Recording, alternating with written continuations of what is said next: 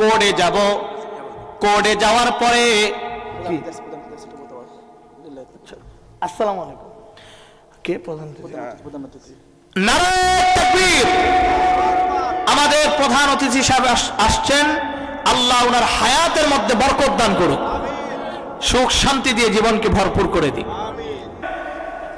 এবার চিন্তা করলো দুই গ্রুপেই, আমরা আর মারামারি করতে চাই না, এখন বিচারকের কাছে যাব, বিচারের কাঠগড়ায় যায়, বিচারককে বিচার দেওয়ার পরে এই বিচারক যেই ফয়সালা দিবে সেই ফয়সালাটাই আমরা মেনে নিব। বিচারক যদি একবার বলে এটা হিন্দুদের জমিন, তাহলে মন্দির তৈরি হবে, খালাস, এখানে আর মুসলমানরা হাত দিবে না। আবার যদি বিচারক বলে এটা মুসলিমদের জমিন, তাহলে মসজিদ তৈরি হবে, হিন্দুরা আর কখনো সেখানে যাবে না। এমন একটা সিদ্ধান্ত নিয়ে কোর্টের মধ্যে যাওয়ার পরে বিচারককে যখন বিচারটা দেওয়া হলো, সিদ্ধান্ত নেওয়ার কথা বলা হলো, কিন্তু সিদ্ধান্ত নিতে যায় দেখে যেই বিচারক ফয়সালা দিবে এই বিচারক হইল হিন্দু। সেই বিচারক কি হিন্দু। হিন্দু যারা আছে এরা মিটিমিটি হাসতেছে, কয় বিচারক তো আমাদেরই, এর বিচার কি আবার মসজিদের পাশে দিবে নাকি? ওরা সিদ্ধান্ত নিয়ে নিছে এইখানে মন্দিরেই হবে, বিচারক তো আমাদেরই, আর মুসলমানদের মন খারাপ। কিন্তু কথা হইল ওই জামানার বিচারকটা হিন্দু হইল নীতিবান ছিল, আর বর্তমান জামানার আমার দেশের বিচারক মুসলমান হইল এটা মুনাফিকের চেয়ে নিকৃষ্ট, ঠিক কিনা? এটা বর্তমান আমাদের বিচার যেগুলো গেছে এগুলার কথা কি বলবো, এগুলা কুত্তা ছাগলের গল্প আমরা মাহফিলে করতে চাই না, ঠিক কিনা?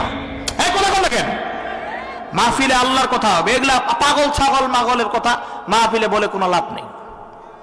যেই বিচারক আল্লামা দেলোয়ার হোসেন সাইদির মতো মানুষের ফাঁসির রায় দেয়, যেই বিচারক আলেমদেরকে বারবার কাঠগড়ায় উঠে ঘুরায়, এই বিচারকরা বিচারক নয়, এগুলো মানুষ নামের জারজ সন্তান, ঠিক কিনা? কুত্তার মতো সবাই পালাইতে বাধ্য হয়েছে। মানিক্কা, এই বেটা তুই তো পালাইতে পারস নাই, কি হইল তোর বেটা? এই আগের জামানার হিন্দু বিচারক হইল, তার নীতি নৈতিকতা ভালো ছিল। এ কি করছে, এ বলতেছে আমি তো আর জানি না এই জমিন সম্পর্কে, তো যে জানে তাকে ডাকে নিয়ে আসি, ও যে ফয়সালা দিবে আমি সেটার উপর সাইন করে দিব। এবার একজন বয়স্ক মানুষ খুঁজতেছেন, আমাদের একজন ওস্তাদ শাইখ জাকারিয়া রহমাতুল্লাহি আলাইহি, ওই জামানায় ওনার বাপ জীবিত ছিল, ওনার নাম হইল ইয়াহিয়া কান্দলবী রহমাতুল্লাহি আলাইহি।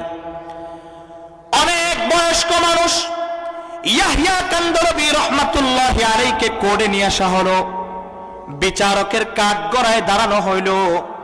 এবার বিচারক বলল, হুজুর আপনাকে নিয়ে আসলাম, কষ্ট নেবেন না, মাফ করে দিয়েন, আপনি আল্লাহকে মানেন, আপনার নবীর কথায় চলেন, আমরা যেটা জানি আপনি জিন্দেগিতে কোনোদিন মিথ্যা কথা বলেন না, আজকেও বলবেন না, এজন্যই আপনাকে ডেকে নিয়ে আসছি। হুজুর আপনি বলেন তো এই যে জমিনটা, এই জমিনটা সম্পর্কে আপনি কি জানেন? হুজুর বলতেছে হ্যাঁ জানি। হুজুর এবার সত্য কথা বলবেন, মুসলিম হিন্দু কোনো দিকে তাকাবেন না, একমাত্র আল্লাহকে ভয় করে বলবেন, সত্য কথা বলবেন। বলেন তো এই জমিনটা মূলত কাদের? হুজুর এবার কাঠগড়ায় দাঁড়িয়ে বলতেছে, এতদিন পর্যন্ত রবের ইবাদত করলাম, যেই নবীকে এত কষ্ট করে মানলাম, ওই নবীকে কোনোদিন অপমানিত হইতে দেওয়া যাবে না। আমার নবী বলছেন কোনোদিন মিথ্যা কথা বলবা না, আমিও আজকেও মিথ্যা কথা বলবো না। কে রাগ হইল কে খুশি হইল আমি জানবো না। আমার আল্লাহ এবং নবীকে খুশি করার জন্য বলতেছি, এই জমিন সম্পর্কে আমি জানি, এই জমিনটা প্রত্যেকটি সম্পত্তিতে হিন্দুদের জমিন ছিল। যখনই এই উচ্চারণটা করলো, মুসলমানদের মন খারাপ, হিন্দুদের মন খুশি। বিচারক সঙ্গে সঙ্গেই সাইন করে দিল, এটা হিন্দুদের জমিন, মন্দির তৈরি হবে, সাইন হয়ে গেছে। সবাই যখন কোর্ট থেকে বের হয়ে গেল, মুসলিমরা মুসলিমদের মতো চলে গেল, হিন্দুরা হিন্দুদের জায়গায় চলে গেল। ইয়াহিয়া কান্দলবী রহমাতুল্লাহি আলাইহি একা একাই বাসা চলে গেল। রাত যখন গভীর হয়ে গেল, বুজুর্গ মানুষটা তাহাজ্জুদ পড়ে, বুজুর্গরা কোনোদিন তাহাজ্জুদ ছাড়ে না। তাহাজ্জুদ পড়ার জন্য যখন উঠল, ওযু করে শুধু জায়নামাজটা বিছাবে, ওই সময় দেখে শুনে যে বাহিরে, গেটের বাহিরে হাজার হাজার মানুষের আওয়াজ। উনি মনে মনে চিন্তা করতে লাগলেন, মুসলমানরা মনে হয় গভীর রাতে আমার বাড়িটা ভাঙ্গার জন্য আসছে, আমার কোনো ক্ষতি করার জন্য আসছে, কারণ আমি মুসলিম হয়ে হিন্দুদের পাশে রায় দিয়ে দিছি, সত্য কথা বলছি। এবার আল্লাহর কাছে দোয়া করে, মালিক গভীর রাতে কে কোন ক্ষতি করতে আসলো আমি জানি না, আমি যেটা সত্য সেটাই বলছি, বাকিটা তুমি হেফাজত করো আমাকে। যখন মানুষগুলো একদম গেটের কাছেই চলে আসে, নক করলো, গভীর রাত, ইয়াহিয়া কান্দরবী রহমাতুল্লাহি আলাইহি গেটের কাছে গেলেন। গেটের কাছে যাইয়া গেট দুইটার কপাটটা ধইরা আল্লাহু আকবার বলে গেট যখন খুললেন, খোলার সঙ্গে সঙ্গেই দেখে গেট থেকে নিয়ে বহুদূর পর্যন্ত একজন আরেকজনের কাঁধের উপরে হাত দিয়ে আছে, হাজার হাজার হিন্দু দাঁড়ায় আছে। সুবহানাল্লাহ, সুবহানাল্লাহ, আসতে করেন। হাজার হাজার হিন্দু দাঁড়িয়ে আছে। এবার হুজুর বলল, কি ব্যাপার, আমি তো তোমাদের পক্ষে রায় দিয়ে দিলাম, এত গভীর রাতে আমার বাড়ির কাছে কেন আসলা? হিন্দু পণ্ডিতরা সহ সমস্ত হিন্দুরা বলল, হুজুর আমরা জানি আপনি গভীর রাতে ঘুমান না, আপনি আপনার রবকে ডাকার জন্য উঠছেন, এটা আমরা জানি। আপনি যখন ফয়সালা দিলেন, আমরা আমাদের গ্রামে যাই সিদ্ধান্ত নিলাম, যেই মানুষগুলো একটা মিথ্যা কথা বলতে তার রবকে এই পরিমাণ ভয় পায়, এই মানুষগুলো কোনোদিন মিথ্যা হতে পারে না, তাদের ধর্ম কোনোদিন মিথ্যা হতে পারে না।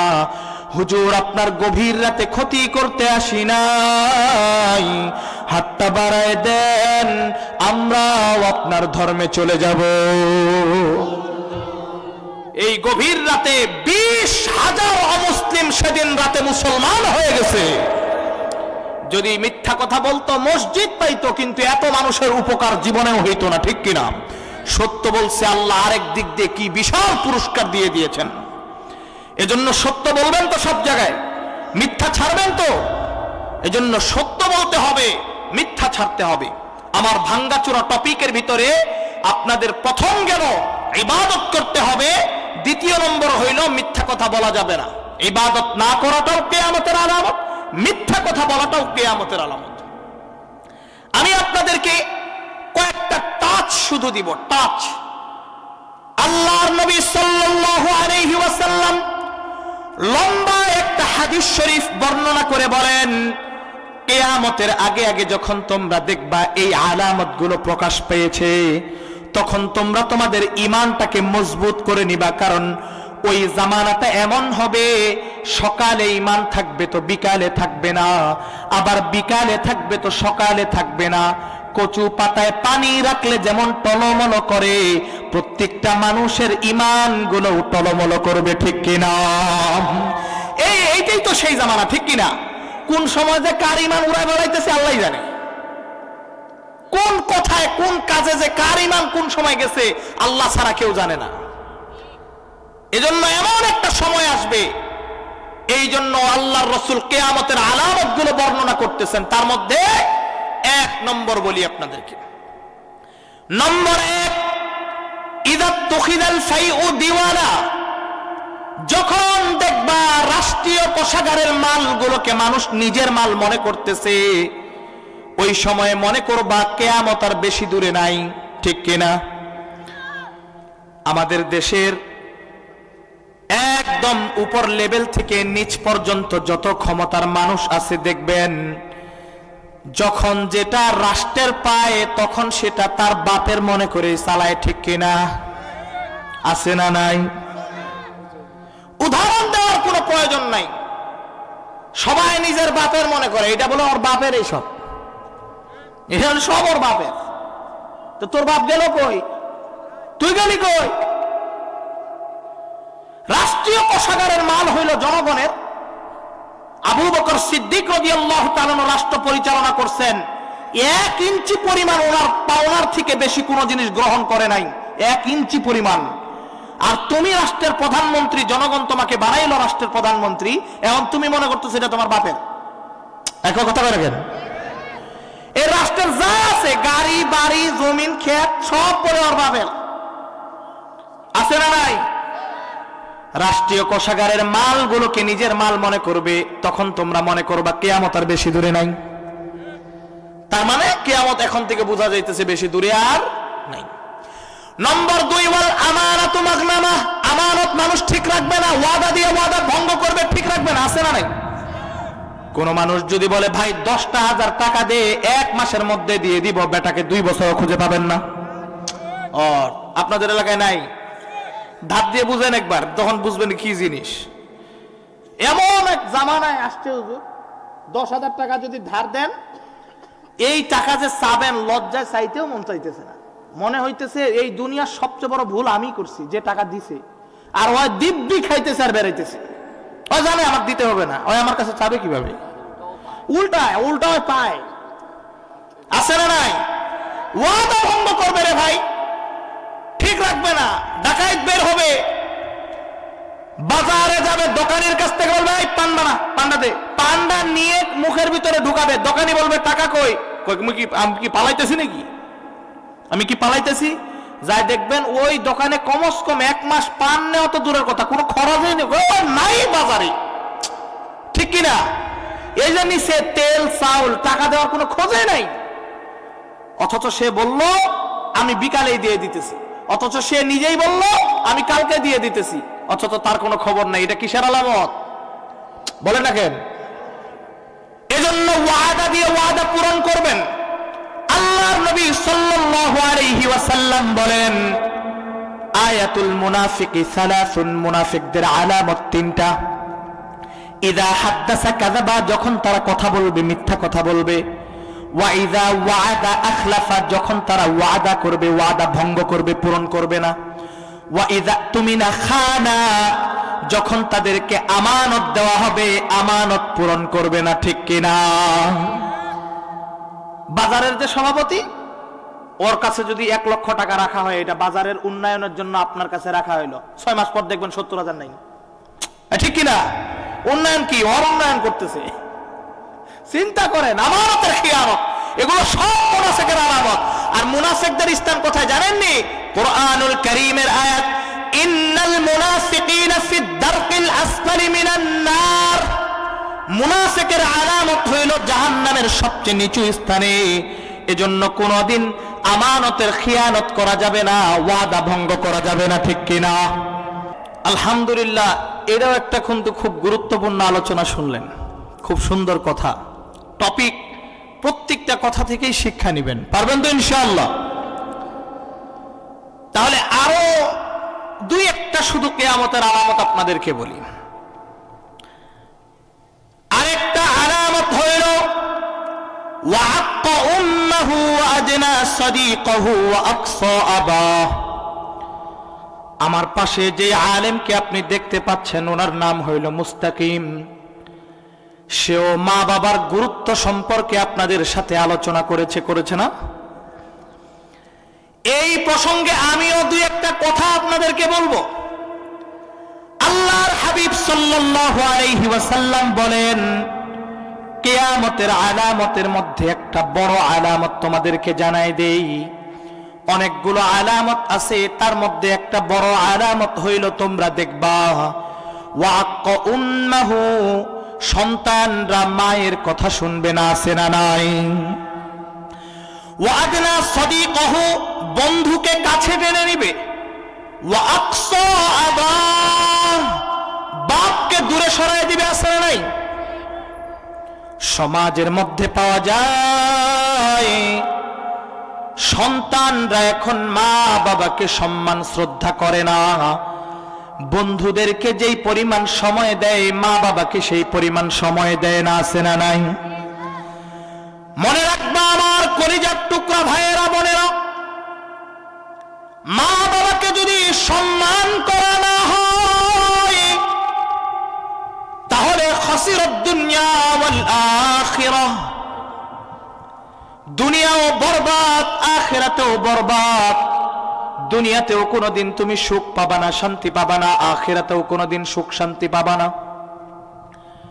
আহারে ভাইয়া, যেই মায়ের সাথে তুমি ঝিংড়ি মেরে আজকে কথা বলতেছো, এই মা হারায় গেলে বুঝবা এই দুনিয়াতে তোমার মায়ের চেয়ে আপন কেউ ছিল না, ঠিক কিনা? যার মা নাই তারে যাইয়া জিজ্ঞাসা করো মায়ের কি মূল্য, মায়ের কি দাম। সারা দেহের পুরো শরীরের চামড়াগুলো কাইটা যদি তোমার মায়ের জুতা বানাইয়া দাও, ওই যে তোমার মায়ের বুক থেকে দুধ চুমুক দিয়ে খেয়েছো, আল্লাহর কসম এক চুমুক দুধের ঋণ তুমি কোনোদিন পরিশোধ করতে পারবা না, ঠিক কিনা? আজকের সন্তানরা মা বাবাকে কষ্ট দেয়। ওই যে বাবা ওই সময় তোমার জন্য নিজে না খেয়ে মাথার ঘাম পায়ে ফালায় তোমার জন্য সুন্দর সুন্দর খাবার নিয়ে আসতো, বাবা মা কেউ খাইতো না। তোমার জন্য সুন্দর সুন্দর খাবারগুলো খাওয়াইছে, আল্লাহর কসম ওই বাবার এক ফোঁটা ঘামের তুমি পুরা শরীরের চামড়া দিয়ে জুতা বানায় দিলেও শোধ করতে পারবা না, ঠিক কিনা? আজকে সন্তানরা মা বাবাকে কষ্ট দেয়, মাকে মাই মনে করে না, বাপকে বাপেই মনে করে না, বউ পাইয়া মাকেও ভুলে যায়, বাবাকেও ভুলে যায়।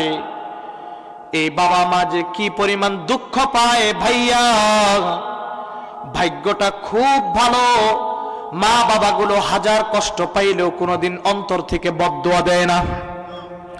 না হলে তুমি সকাল বেলা বদদুয়া যদি মা বাবা দিত, আল্লাহর কসম দুপুর হইতে পারতো না, তোমার বদদুয়া কবুল হয়ে যেত, ঠিক কিনা? কিন্তু হাজারো কষ্ট দাও, কিন্তু আজ পর্যন্ত দেখবা কোন মা বাবা সহজে সন্তানের জন্য বদদুয়া দেয় না। মন খারাপ করে নিজেই কষ্ট করে থাকে, কিন্তু সন্তান ভালো থাকে এটাই চায়, ঠিক কিনা? কিন্তু তুমি বুঝলা না ভাইয়া, বোন, তুমি বুঝলা না মা বাবা কি জিনিস। বড় হইতে হইলে মা বাবার সেবা করেই বড় হতে হয়। মেধা দিয়ে, ব্রেন দিয়ে, জ্ঞান দিয়ে কোনোদিন বড় হওয়া যায় না।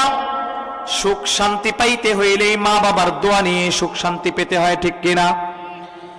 মা বাবাকে সঙ্গে নিয়া ৫,০০০ টাকা যদি রোজগার করো, মাকে সম্মান কইরো, বাবাকে সম্মান কইরো, দেখবেন ওই ৫,০০০ টাকার মধ্যেই আল্লাহ লক্ষ টাকার বরকতের চেয়েও বেশি রেখেছেন, ঠিক কিনা? আর যদি মা বাবাকে সম্মান না করো, ইজ্জত না করো, লক্ষ টাকা ইনকাম করলেও কোনোদিন সুখ শান্তি তুমি খুঁজে পাবা না। আরে মা বাবাকে পাশে রাইখা আলু ভর্তা ডাল দিয়েও যদি ভাত খাও, তাও মনে হবে অনেক তৃপ্তি পাইলাম। মা বাবাকে দূরে সরায় দিয়ে গোস্তের ভুনা দিয়ে ভাত খাইলেও তুমি কোনোদিন তৃপ্তি পাবা না, ঠিক কিনা? আমার কলিজার টুকরা ভাইয়েরা, মাকে কোনোদিন কষ্ট দিবা না, বাবাকে কোনোদিন কষ্ট দিবা না। যারা মা বাবাকে সম্মান করছে, আল্লাহ তাদেরকে দামি বানায় দিছেন।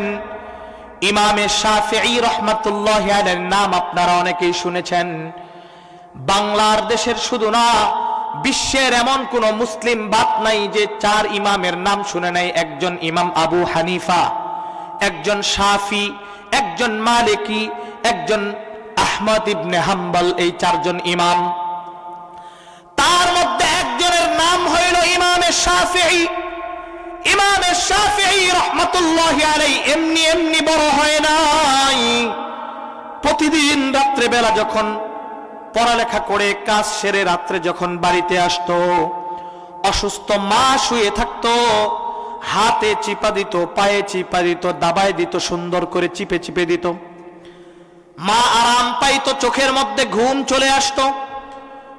হঠাৎ করে ওনার মায়ের পা গুলা তুইলা ইমামে শাফিঈ প্রতিদিন রাত্রে বেলা একটা পায়ের তালায় চুমু দিত, চুমু। মা রাগ হয়ে একদিন বলল, এই শাফিঈ, শরীরটা সুন্দর করে দাবায় দাও, আমি মা তো এমনি তোমার জন্য অনেক খুশি, তুমি আবার আমার ময়লা পায়ে চুমা দিলা কেন, চুমা দাও কেন প্রতিদিন? ইমাম শাফিঈ রাহমাতুল্লাহি আলাইহি বলে, ওগো আমার আদরের মা, ও আমার মা, আমি আপনার ময়লা পায়ে চুমা দেই নাই, আমি আমার জান্নাতকে চুমা দিয়েছি। সুবহানাল্লাহ। আজকের সন্তান এমন লাখেও একটা পাওয়া যাবে না যে মায়ের পায়ে চুমা দেওয়া তো দূরের কথা, হাতেও চুমা দেয় না, ঠিক কিনা? আরে ভাইয়া, এমনি এমনি বড় হইতে পারবা না মা বাবার দোয়া ছাড়া। সেদিন ইমাম শাফিঈ রাহমাতুল্লাহি আলাইহির মা এই কথা শুইনা দোয়া করছেন, আল্লাহ আমার সন্তানরে আপনি কবুল কইরা নিয়েন। এই দোয়াটা এমন কবুল হইছে, বিশ্বের এমন কোন মুসলিম বাদ নাই যে ইমাম শাফিঈ রাহমাতুল্লাহি আলাইহির নাম শুনে নাই। আল্লাহ কবুল করে নিছেন। আরেকজন বুজুর্গের কথা বলি, বাইজিদ বুস্তামি রাহমাতুল্লাহি আলাইহি, নাম শুনছেন না? দেখি নাই তো আমরা কেউ, নাম শুনছি তো। বড় বুজুর্গ আব্দুল কাদের জিলানী, বড় বুজুর্গ বাইজিদ বুস্তামি, নাম শুনছি তো। আমার কলিজার টুকরা ভাইয়েরা, বাইজিদ বুস্তামিও এমনি এমনি কোনোদিন বড় হয় নাই। ইতিহাস তালাশ কইরা দেখো, মায়ের দোয়ায় বড় হয়ে গেছে। সুবহানাল্লাহ। হঠাৎ করে একদিন মা রাত্রেবেলা বাইজিদকে বলে, আমার বাইজিদ, অনেক পিপাসা লাগছে, পানির ব্যবস্থা করো বাইজিদ।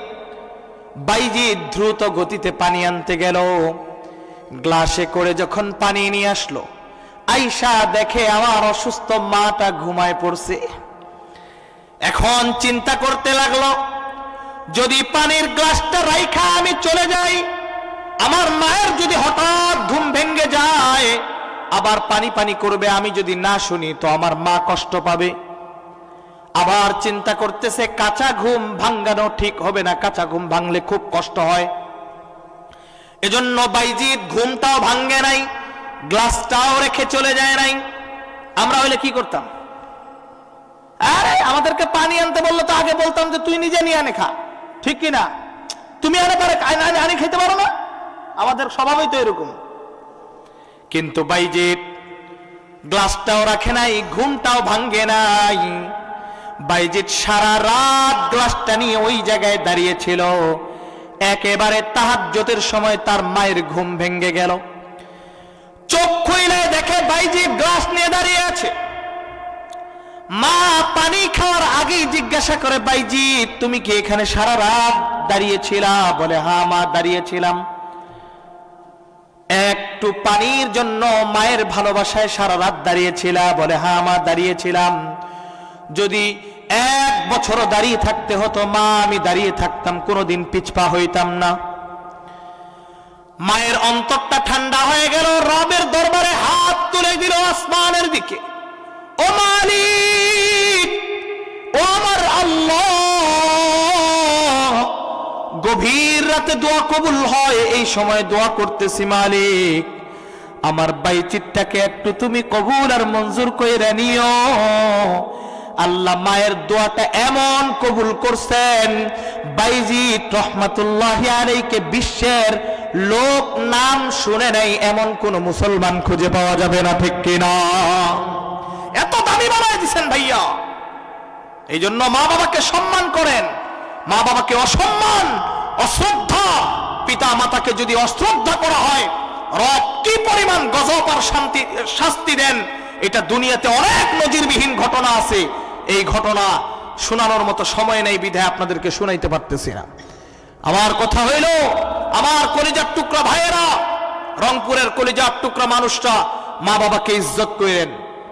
যাদের বৃদ্ধ মা বাবা আছে, হাতে পায়ে ধরে মাপ নিয়ে, মায়ের কাছে মাপ নিয়ে আপনার জান্নাতটা আপনি ঠিক রাখেন, বাবার কাছে মাপ চায়েন। আমার ভাইয়েরা, যুব সমাজরা, কোনদিন কোনো কিছুর কারণে মা বাবাকে চাপ দিবা না।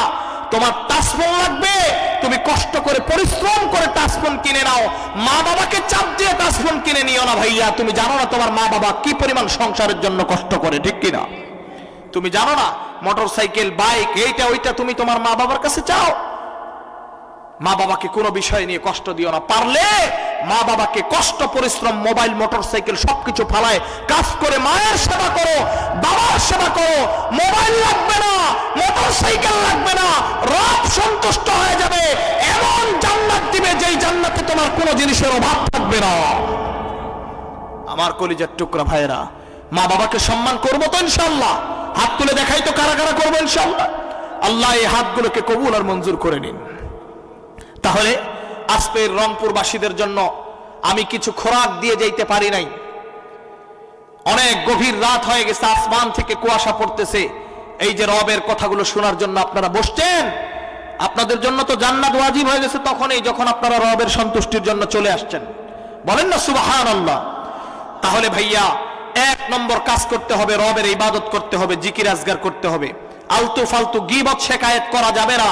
ওই গীবত শেকায়েত না করে ওই জায়গায় কুল হু আল্লাহ 3 বার পড়লেও এক খতম কোরআন শরীফের সওয়াব পাওয়া যাবে, ঠিক কিনা? আরেকজনের কথা না বলার দরকারটা কি? আরেকজনের কথা বদনাম গাওয়ার দরকারটা কি আমার? ওই জায়গায় আমি 10 বার সুবহানাল্লাহ বলি না, 10টা গাছ লাগায় রাখি। আমার দরকার আছে আরেকজনের ইয়া করার, অপ্রশংসা করার? অমুক এমন, অমুক এমন, অমুক এমন, এটা তোর দেখার দরকার কি? তুমি তোমার ইবাদত করো, বলো সুবহানাল্লাহ, আলহামদুলিল্লাহ, লা ইলাহা ইল্লাল্লাহ। যে গীবত করতেছে আপনি সামনে বলবেন ভাই গীবত করেন না, সুবহানাল্লাহ পড়েন। আর যদি সে না শুনে আপনি সেখান থেকে উঠে চলে যান, এটাই ভালো কাজ। কিয়ামতের আগে মুমিন ব্যক্তির সিফাত হবে এমন, কি করে?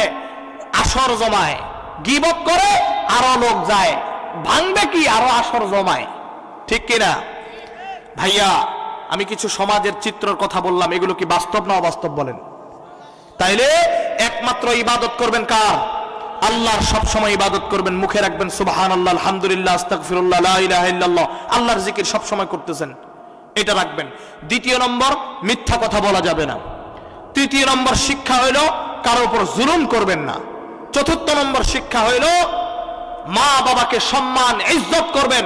পঞ্চম নম্বর শিক্ষা হইল ওয়াদা ভঙ্গ করবেন না, ওয়াদা ঠিক রাখবেন, কাউকে কোনোদিন ধোঁকা দিবেন না। পারবেন তো ইনশাআল্লাহ? এই কয়েকটা আমল করেন, আর কোনো মতো খালি কবরে যান, দেখবেন কবরটা জান্নাত হয়ে গেছে। আরে আমলের জন্য তো বেশি কিছু লাগে না, বেশি কিছু লাগে। আল্লাহ রসুল এক কোট করতেছেন হাদিসের ভিতরে, দেখেন 4টা কাজ করেন। পুরুষরা ইমান ঠিক রাখবা, ইমানটা ঠিক রাখতে হবে, ইমানই তো আমাদের মেইন। ইমানটা ঠিক রাখবা, এটা যেন কোনোভাবে না পালায়। দ্বিতীয় নম্বর, নামাজটা সুন্দরভাবে আদায় করবা। নম্বর 3, হালাল হারামটা মেনে চলবা।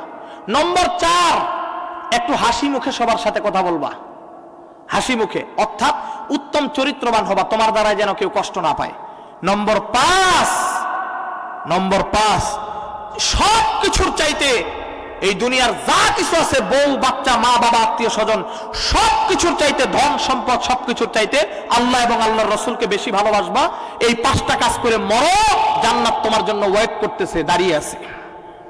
আর কিছু করতে হবে না। কিসের এত ওয়াজ? ওয়াজ তো এইটাই। এত ওয়াজ কি? এইটাই এর চেয়ে বড় ওয়াজ আছে নাকি?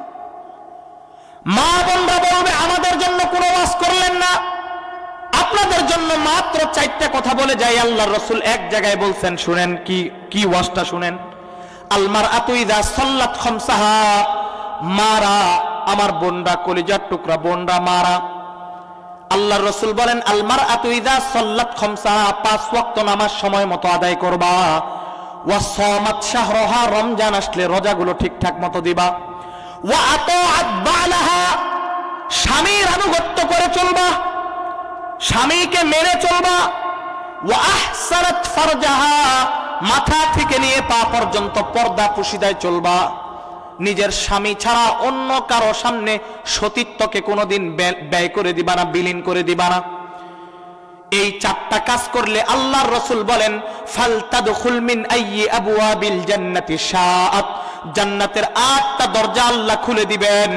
এই নারী যেই দরজা দিয়ে মন চায় ওই দরজা দিয়ে জান্নাতে চলে যাইতে পারবে। মাত্র 4টা কাজ। এটা কি খুব কঠিন কাজ বলেন?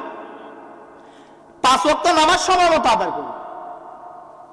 2 নম্বর, রমজান মাসে রোজা রাখবে।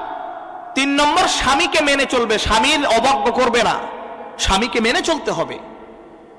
এখন অনেক মহিলা স্বামীকে মেনে চলে না। একটু যদি শিক্ষিত হয়, স্বামী যদি একটু অশিক্ষিত হয়, মানে না।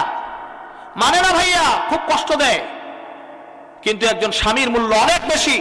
আল্লাহর হাবিব সাল্লাল্লাহু আলাইহি ওয়াসাল্লাম কি বলে? ও আমার কলিজার টুকরা বোন, শুনো, মনোযোগ দিয়ে শুনো। আল্লাহর হাবিব বলেন, আল্লাহ ছাড়া পৃথিবীর কাউকে যদি সেজদা করার অনুমতি দেওয়া হতো, তাহলে আমি দুনিয়ার সমস্ত স্ত্রীদেরকে বলে দিতাম, মেয়েদেরকে বলে দিতাম, তোমরা তোমাদের স্বামীর পায়ে সেজদা করো। কিন্তু আল্লাহ আমাকে এই অনুমতি দেন নাই। তাহলে কি পরিমাণ মর্যাদা বোঝানো হয়েছে, এটা আপনাদের একটু চিন্তা করা দরকার। কিয়ামতের ময়দানে জাহান্নামে সবচেয়ে বেশি নারীরা যাবে, শুধু একটাই কারণ, বেশি যেই কারণটা পাওয়া যায় সেটা হলো স্বামীকে না মেনে চলা। এজন্য আমার কলিজার টুকরা মা বোনরা, আর এই আমার ভাইয়েরা, আপনারা ওই স্ত্রীদেরকে সম্মান করবেন, শ্রদ্ধা করবেন, ভালোবাসবেন, পরকিয়া করবেন না, নাহলে কিন্তু জুতার বাড়ি খাবেন। ঠিক কিনা? কথা ঠিক কিনা? আপনার বউ আপনাকে দেখতে পারে না, অনেক কারণ আছে, এগুলো আজকে বলার সময় নেই। আপনি ভালোভাবে চলেন, পরকিয়া করবেন না, স্ত্রীকে ভালোবাসেন, তাদেরকে সময় দেন, আপনার স্ত্রী আপনাকে ভালোবাসবে। মা বোনদেরকে বলি, আপনি আপনার স্বামীকে সুন্দর করে বুঝায় একদম দিনদার চরিত্রবান বানায় ফেলেন। আরেকটা হইল পর্দা পুশিদায় চলবেন, নিজের চেহারা, নিজের বডি এগুলো কাউকে দেখাবেন না। আল্লাহ ছাড়া কেউ দেখবে না, আমার স্বামী ছাড়া কেউ দেখবে না। তাইলে আল্লাহ তাআলা জান্নাতের 8টা দরজা খুলে দিবে, যেটা দিয়ে মন চায় ওইটা দিয়ে জান্নাতে চলে যাবেন। রংপুরবাসীর জন্য আজকের এই ওয়াজটা সারপ্রাইজ। আল্লাহ তাআলা আমাদের প্রত্যেককেই এই ওয়াজের প্রত্যেকটা কথার উপরে আমল করার তৌফিক দান করুক। এখন দোয়া হবে, আমরা সবাই দোয়া করব। আজকের এই যুব সমাজ এত সুন্দর আয়োজন করেছে, আমি যুবক সমাজের জন্য কি বলবো, অন্তরটা খুশিতে বাকবাক। আল্লাহ এই যুবকদের হায়াতের মধ্যে বরকত দান করুক, আল্লাহ এই যুবকদের মা বাবার হায়াতের মধ্যে বরকত দান করুক, আত্মীয় স্বজনের হায়াতের মধ্যে বরকত দান করুক। যাদের মা বাবা অন্ধকার কবর চলে গেছে, তাদেরকে জান্নাতের সর্বোচ্চ মাকাম দান করুক। আমার পাশে যে বসে আছে মুস্তাকিম বিল্লাহ ওর সিলাই, রংপুরে আসা, ও অনেক বড় আলেম, আলহামদুলিল্লাহ হাটহাজারিতে ছিল, অনেক মহাব্বতের আমার। আমি হাটহাজারি মাদ্রাসার, আপনারা হয়তো জানেন, আমি ছোট্ট মানুষ, আল্লাহ আপনাদের দোয়ায় কবুল করছেন। হাটহাজারি মাদ্রাসা হইল দক্ষিণ এশিয়ার সবচেয়ে বড় মাদ্রাসা, যেই মসজিদে একসঙ্গে প্রায় 20 থেকে 25 হাজার মানুষ নামাজ পড়ে। সেই মসজিদের আল্লাহ তাআলা আমি এই ছোট্ট মানুষকে প্রধান ইমাম ও খতিবের দায়িত্ব পালন করার তৌফিক দান করেছেন। আল্লাহ তাআলা নিয়ে এসেছেন, সে সেখানে ছিল, ও সেখানে খেদমত করছে। সুবহানাল্লাহ। আপনাদের এলাকার মানুষ, ছেলে, অনেক বড় আলেম। কিছুদিন আগে সে যেই মাদ্রাসায় খেদমত করে, সেখানেও বড় এক সম্মেলন প্রোগ্রাম করে গেছি। তো আলহামদুলিল্লাহ, তার মাকাম অনেক বড়, তাকেও আপনারা শ্রদ্ধা করবেন। আমাদের আলেমরা আছেন, তাদেরকে সম্মান শ্রদ্ধা করবেন। এলাকার ইমাম মুয়াজ্জিনদেরকে সম্মান শ্রদ্ধা করবেন। এলাকার ইমাম মুয়াজ্জিনদের কাছে দোয়া নিবেন, টিটকারি মনে করবেন না কেউ, হ্যাঁ মুয়াজ্জিন এটা তেল ফুকায় খায়, না না না, হ্যাঁ ইমাম সাহেবের কাজে তো খতম দোয়া না। ইমাম মুয়াজ্জিন এগুলো কোনো আপনার ব্যক্তিগত চাকরির জন্য না, এরা সরাসরি রবের চাকরি করে। কাজের আপনি মনে করতেছেন ইমাম আর মুয়াজ্জিন 5000 টাকা বেতন, কিন্তু আপনি জানেন না তারা চাকরিটা করে কার। এটা চাকরি করে আল্লাহর। উনি যদি আল্লাহকে কোনো দোয়া করে আপনার জন্য, এই দোয়া কবুল হয়ে যাবে। উনি যদি আপনার নামে কোনো নালিশ আল্লাহর কাছে দেয়, আপনি বাঁচতে পারবেন না। ঠিক কিনা? ইমাম মুয়াজ্জিনদেরকে সম্মান করবেন, আলেমদেরকে সম্মান করবেন, আর আল্লাহ আপনাদেরকে অনেক ভালো রাখুক। আর আমার অন্তরের অন্তরস্থল থেকে আপনাদের জন্য অনেক দোয়া। আমি রবকে বলি, ও আমার মালিক, এই গভীর রাতে কুয়াশা পড়তেছে উপর থেকে, মা বোনরা, আমার ভাইয়েরা ওয়াজ শুনতেছে, আল্লাহ এই রংপুরবাসীর প্রত্যেকজনকে আপনি জান্নাতি ব্যক্তি হিসাবে কবুল করেন। দরুদ শরীফ পড়ি, আল্লাহুম্মা সাল্লি আলা মুহাম্মদ, আর কিছু, ওয়া আলা আলি, তুমি দোয়া করো, কামা সাল্লাইতা আলা ইব্রাহিম ওয়া আলা আলি ইব্রাহিম ইন্নাকা হামিদুম মাজিদ। اللهم بارك على محمد وعلى آل محمد كما باركت على إبراهيم وعلى آل إبراهيم إنك حميد مجيد। আপনারা সবাই জানেন যে ফিলিস্তিনের অবস্থা খুব খারাপ। আপনি যদি কোনোদিন মনে করেন আল্লাহ আমাকে খুব কষ্ট দিচ্ছে, আল্লাহ আমার কোনো কথাই শুনতেছে না, আমার খুব অভাব যাচ্ছে, তা আপনি 5 মিনিটের জন্য একটু আলাদা জায়গায় যাবেন। 5 মিনিটের জন্য, 5 মিনিটের জন্য আলাদা জায়গায় যায় একটু ফিলিস্তিনিদের কথা একটু খালি চিন্তা করবেন। 5 মিনিট আপনি যে আল্লাহকে বলতেছেন, আল্লাহ আমার কথা আপনি শুনেন না, আল্লাহ আমি অভাবে আছি, আমি সমস্যায় আছি, আমি এটা আছি। আপনি 5 মিনিট একটু সরে যায় ফিলিস্তিনি ভাই বোনদের কথা ভাইবেন, দেখবেন অটোমেটিক আল্লাহ তাআলা আপনার অন্তরের ভিতরে শান্তি দিয়ে দিছে। আপনার কষ্ট তো ভাই কষ্টই না, আপনি এই সময় বসে আপনি আল্লাহর কথা শোনার মতো সময় পাচ্ছেন। কিন্তু এই সময়টাতেও আমার ফিলিস্তিনি ভাই বোনরা ইসরায়েলের বমের অপেক্ষায় আছে, গুলির অপেক্ষায় আছে, কখন আসবে আর তারা মরে যাবে। আমি এই কথা কোনোভাবে বলতে চাই না, কারণ সারা বিশ্বের মানুষ দেখতেছে লক্ষ লক্ষ মানুষগুলোকে মেরে ফেলছে। ছোট্ট ছোট্ট শিশুগুলোর অবস্থা,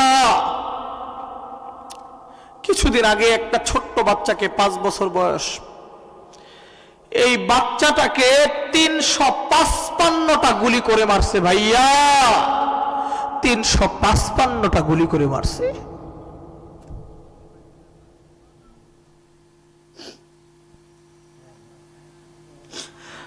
আপনার যদি এক বেলা খাবার না থাকে আপনি পাগল হয়ে যান, আপনার সন্তানকে যদি এক বেলা খাবার দিতে না পারেন পাগল হয়ে যান। আমার ফিলিস্তিনের ভাই বোনদের ছোট্ট বাচ্চাগুলো মায়ের বুকে দুধ দেয় ভাইয়া। কিছু কিছু জায়গায় এমন আছে যে পানি পর্যন্ত নাই, বাচ্চাগুলো না খেয়ে মারা যাইতেছে, গলা কাটা মুরগির মতো ধরবড়াইতে। মায়ের বুকে দুধ নাই, খাবার নাই, একটা রুটি নাই, একটা বালিশ নাই যে কোনো জায়গায় মাথাটা দিয়ে ঘুমাবে ভাইয়া। ফিলিস্তিনের একটা জায়গা বাদ নাই, অক্ষত নাই।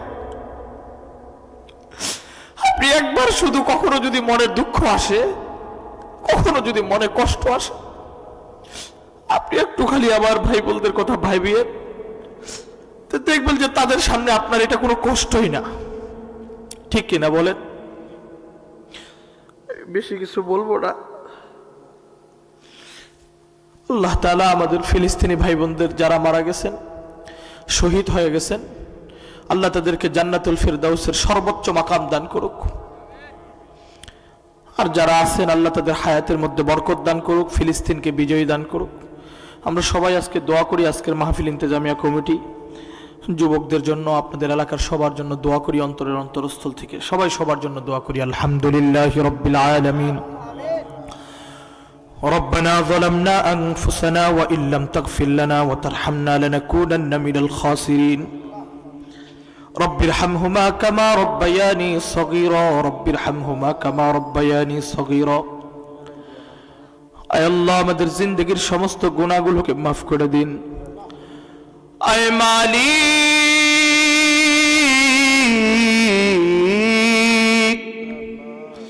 গভীর রাইতে একটু তাকাইয়ে দেখেন না মালিক, আল্লাহ আরামের ঘুম হারাম কইরা কত সুন্দর তোমার কথা শোনার জন্য আল্লাহ বইসা পড়ছে। আল্লাহ আসমান থেকে কুয়াশাগুলো বৃষ্টির মতো ঝুপঝুপ করে পড়ছে মালিক, ইচ্ছা করলেই চলে যেতে পারে, তারপরেও যায় না মালিক। ও আল্লাহ, মেহেরবানি করে আমার মা বোন ভাইদের সবাইকে আপনি মাফ করে দিন। আল্লাহ প্রত্যেকটা ব্যক্তিকে আপনি জান্নাতি ব্যক্তি হিসেবে কবুল আর মঞ্জুর করে নিন। আল্লাহ আমাদের মধ্যে যারা অসুস্থ তাদের সবাইকে সুস্থ করে দিন। আল্লাহ আমাদের পরিবারে মা বোনরা যারা অসুস্থ তাদের সবাইকে সুস্থ করে দিন। আল্লাহ হসপিটালের মধ্যে যারা শায়িত শুয়ে আছে মালিক তাদেরকে আপনি সুস্থ করে দিন। আল্লাহ আমার ফিলিস্তিনি ভাই বোনদেরকে আপনি সুস্থ করে দিন। ও মালিক, তাদেরকে দেখার মতো আপনি ছাড়া কেউ নাই। ও আল্লাহ, ও আল্লাহ, আপনি আমার ফিলিস্তিনি ভাই বোনদেরকে কবুল আর মঞ্জুর করে নিন। আল্লাহ জান্নাতের সর্বোচ্চ মাকাম দিয়ে দিন। আল্লাহ যারা বেঁচে আছে তাদের খাদ্যের ব্যবস্থা করে দিন, চিকিৎসার ব্যবস্থা করে দিন। আল্লাহ বাসস্থানের ব্যবস্থা করে দিন।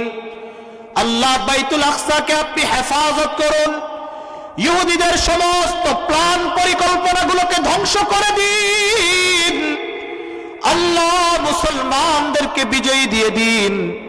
আল্লাহ 2 দিন আগে সিরিয়া দখল হয়েছে মালিক, আলহামদুলিল্লাহ। আল্লাহ এটাকে যেন কেউ দখল করতে না পারে, এমন কোন অপশক্তি যেন ব্যবহার না হয়। আল্লাহ এই সেই মুজাহিদ ভাইদেরকে আপনি কবুল আর মঞ্জুর করে নিন। আল্লাহ আমাদের দেশকেও আপনি কবুল আর মঞ্জুর করে নিন। আল্লাহ প্রত্যেকটা মানুষকে আপনি সুখে শান্তিতে থাকার তৌফিক দিয়ে দিন। আয় মালিক ও আল্লাহ, আল্লাহ এই জায়গায় অনেক সন্তান হাত তুলছে আল্লাহ, যাদের আদরের মা নাই। আল্লাহ অনেকে হাত তুলছে যাদের আদরের বাবা নাই।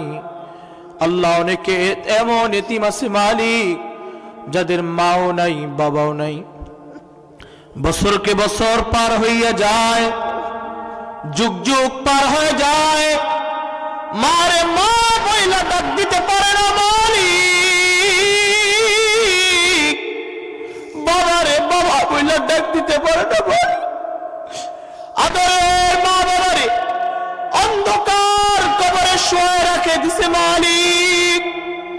আল্লাহ জানে না সেই কবরের কি অবস্থা।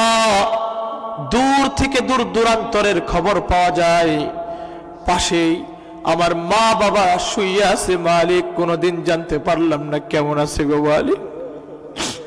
এই যে মালিক ঠান্ডার সময় আসছে, শরীরে ঠান্ডা লাগলে দৌড় দিয়ে যাই আর লেপের নিচে ঘুমাই, কম্বলের নিচে যাই, উপরে বটা তাজা কম্বলের মতো জ্যাকেট গুলো পরিধান করি মালিক। আহারে মা বাবারে কতজন ঠান্ডায় 3টা কাপড় পেঁচাইয়া ঠান্ডা মাটিটার মধ্যে শুয়াই দিয়ে আসছে।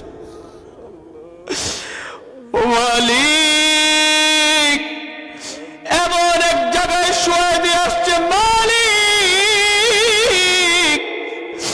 একটা দরজা নাই, একটা জানালা নাই, একটু আলো নাই, শুধুই অন্ধকার, শুধুই অন্ধকার। ও মালিক সেখানে আপনি ছাড়া কেউ নাই, কেউ নাই, কেউ নাই। ও আল্লাহ সেই আদরের বাবা মার কবরগুলোকে আপনি জান্নাতের টুকরা বানিয়ে দিন। আত্মীয় স্বজনের কবরগুলোকে জান্নাতের টুকরা বানিয়ে দিন। আল্লাহ যাদের মা বাবা বেঁচে আছে মালিক, ও আল্লাহ তাদের হায়াতের মধ্যে বরকত দিন, সুস্থতার জীবন দিয়ে দিন। ও আল্লাহ আজকের এই প্রোগ্রামটা যারা সিলেক্ট করেছে, আল্লাহ আজকের এই প্রোগ্রামটা যারা আয়োজন করেছে মালিক, আল্লাহ এই যুবকগুলোকে আপনি কবুল আর মঞ্জুর করে নিন। ইমাম মাহদির সৈনিক হিসাবে কবুল করে নিন। এই যুবকগুলোর মা বাবাকে আপনি কবুল আর মঞ্জুর করে নিন। অভাব অনটন দূর করে দিন, বিপদ আপদ বালা মুসিবত থেকে হেফাজত করেন মালিক। আল্লাহ এই মুরব্বিগুলো কত সুন্দর কইলা রব মালিক, আপনার সন্তুষ্টির জন্য হাত তুলছে। আল্লাহ এই মুরব্বিদের হায়াতের মধ্যে বরকত দিয়ে দিন। আল্লাহ মালিক মেহেরবানি করে যার উসিলায় আমার আজকে এই জায়গায় আসা, আমার মহাব্বতের এই মুস্তাকিম, ও আল্লাহ তার অন্ধকার কবরে শায়িত মালিক, ও আল্লাহ তার আব্বার কবরটাকে জান্নাতের টুকরা বানিয়ে দিন। ও আল্লাহ তার মায়ের হায়াতের মধ্যে বরকত দিয়ে দিন। আল্লাহ আমার মহাব্বতের মুস্তাকিমকে আপনি কবুল আর মঞ্জুর করে নিন। আল্লাহ সকল প্রকার বিপদ আপদ থেকে তাকে হেফাজত করুন। আল্লাহ তার পরিবারকে আপনি কবুল আর মঞ্জুর করে নিন ইয়া আরহামার রাহিমিন। ও আল্লাহ আমার মা বোনরা যে যেই নিয়তে হাত তুলছে মালিক, আমার মা বোনদের প্রত্যেকের মনের আশা আকাঙ্ক্ষাগুলোকে পূরণ করে দিন। আল্লাহ আমরা যারা হাত তুলছে আমাদের সবাইকে বারবার বাইতুল্লাহ যাওয়ার তৌফিক দিয়ে দিন। মক্কা শরীফের কালো গিলাফ, মদিনার সবুজ গম্বুজ না দেখাইয়া আমাদের মরণ দিয়েন না মালিক। আল্লাহ বারবার কবুল করেন মালিক। ও আল্লাহ ব্যবস্থা করে দিন। আল্লাহ মুহাম্মাদুর রাসূলুল্লাহ সাল্লাল্লাহু আলাইহি ওয়াসাল্লামের ওসিলায় আমাদের দোয়াটা একটু কবুল আর মঞ্জুর করে নিন। আজকের এই মাহফিলটার ওসিলায় এলাকার মানুষগুলোকে আপনি হেদায়েতের জরিয়া বানিয়ে দিন। আল্লাহ আমাদেরকেও হেদায়েতের উপর চলার তৌফিক দিয়ে দিন। আল্লাহ আখিরি ফরিয়াদ মালিক, ও আল্লাহ জানি না কার কোথায় কখন মৃত্যু আছে গো মালিক, এটা একমাত্র আপনি জানেন আল্লাহ। কার কখন ডাক আছে গো আল্লাহ জানি না। আল্লাহ আমাদের আবদারটা আপনি কবুল করে নিন। আল্লাহ মৃত্যুর সময় আমাদের প্রত্যেকের জবানে আপনার সন্তুষ্টির কালিমা জারি করে দিয়েন, লা ইলাহা ইল্লাল্লাহু মুহাম্মাদুর রাসূলুল্লাহ। আসসালামু আলাইকুম ওয়া রাহমাতুল্লাহি ওয়া বারাকাতুহু।